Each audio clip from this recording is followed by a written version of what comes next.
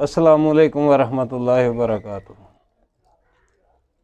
अज आ कुश्ता कली करके तुहानूं विखाण लगे हैं कि जिहड़ा बहुत आसान तरीके नाल ते जिन्नी दिल करे उन्नी कुश्ता कली कर लो। तकरीबन 600 ग्राम है कली है। इटकली इनू बोलते ने। फ्रांस की इटकली बड़ी बेहतरीन इटकली जिहड़ी है ना, फ्रांस की इटकली आउंदी। ते 600 ग्राम का पीस है एक।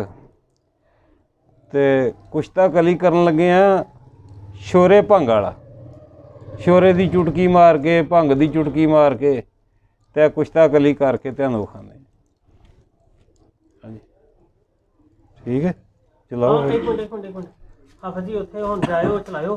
ते एक मिनट इत्थों जी अगे तुसीं दसना कि आ बलौर असीं चला दिता है, आ भट्ठी दे उत्ते कड़ाही रख दी है ते आ सारा और सारा कुछ नज़र आ रहा। हाँ जी ठीक है, हाँ, पर ठीक, सारा कुछ नज़र आ रहा। चला दे। हाँ जी ठीक।